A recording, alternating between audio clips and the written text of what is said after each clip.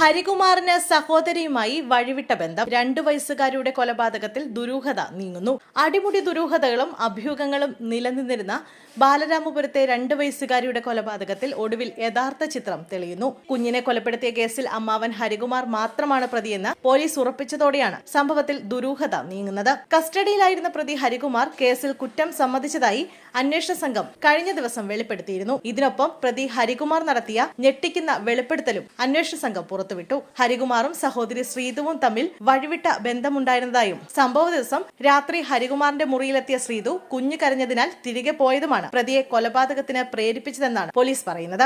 കുഞ്ഞു കരഞ്ഞതിനാൽ അന്നേ ദിവസം രാത്രി സഹോദരി ഹരികുമാറിന്റെ മുറിയിൽ കഴിഞ്ഞില്ല.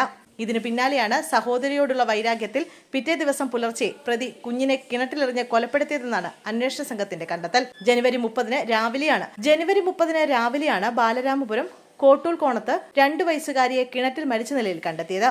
വീട്ടിൽ ഉറങ്ങിക്കിടന്ന കുഞ്ഞിനെ പുലർച്ചെ 5:15 കാണാതായെന്നായിരുന്നു പരാതി.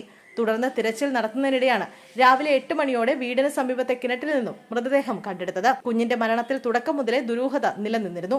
ആൾമറയുള്ള കിണറ്റിലാണ് കുഞ്ഞിന്റെ മൃതദേഹം കണ്ടെത്തിയെന്നത് സംഭവം കൊലപാതകമാണെന്ന സംശയത്തിന് ആക്കം കൂട്ടി. ഇതിനിടെ വീട്ടിലെ മുറിയിൽ മണ്ണെണ്ണയുടെ ഗന്ധവും കയർ കുരുക്കിട്ട നിലയിൽ കണ്ടെത്തിയതും ദുരൂഹത വർദ്ധിപ്പിച്ചു. പിന്നാലെ കുഞ്ഞിന്റെ അമ്മ ശ്രീതുവിനെയും അച്ഛനെയും പോലീസ് കസ്റ്റഡിയിലെടുത്ത് ചോദ്യം ചെയ്തു.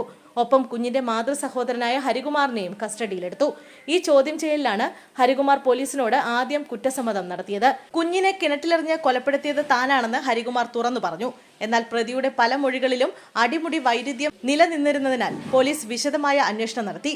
ഒടുവിൽ സത്യം പുറത്തു കൊണ്ടുവരികയായിരുന്നു.